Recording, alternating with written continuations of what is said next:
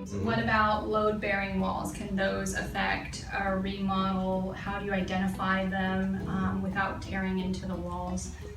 Absolutely. So, it's tricky to identify a load-bearing wall for just, a common person other than a contractor just looking around the room. There's no like telltale signs. Okay. But if it's on a single level house with an attic above, and one can get in the attic, whether it's me or I could even coach somebody that's not a contractor what to look for, there are some signs that can identify a bearing wall. Gotcha. And one of those is if you see that the house, for instance, is built with trusses, and I could explain to you what a truss was over the phone, and you could go up in an attic and tell me, yeah, it's got trusses. Well, typically a house built with trusses, the trusses span the entire width of the house, more often than not. So all the interior walls are non-bearing typically. And I know in California, a lot of houses built in the 70s and the 80s do have trusses. So if you're on the first floor of a single level house or the second floor of a house and you got an attic, and it has trusses spanning the whole distance, chances are a lot of those walls are not bearing. So you got to do a little bit of poking around. Yeah. So, you could just stick me or even you in a room and just look around, and I couldn't immediately point out what's bearing, what's not. Okay. But if you go in the attic, you can kind of find some things out. So here's another scenario. You go in the attic, you don't see trusses, and you see what we call the ceiling joists. It's basically, 2x8s, 2x10s, and they span across the ceiling, right?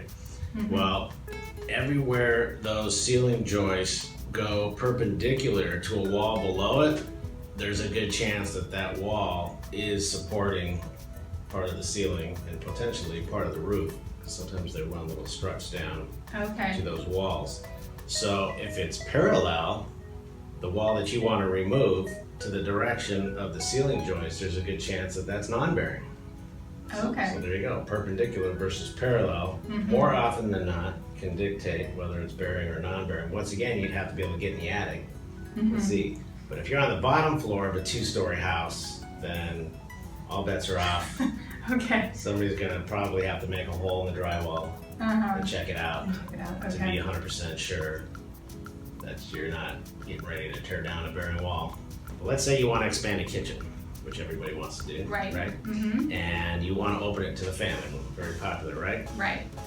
And you have a bearing wall, or you suspect it's a bearing wall, and the contractor says, you know what, that is a bearing wall. Well, all is not lost. You can even make a large opening in that bearing wall, but you just might now have to put a beam up in there.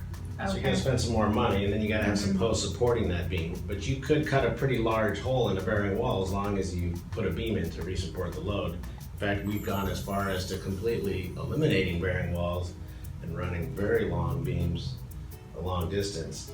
And so essentially taking the wall out completely. But at one point, there's a post on either end pulling up the beam. So once again, if you got enough money, you can get rid of that wall.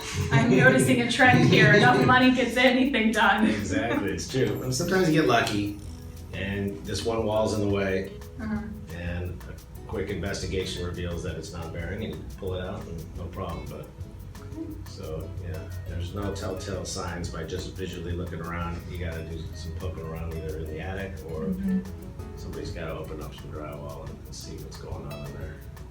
All right, Yeah. thank you. Yeah, you're welcome.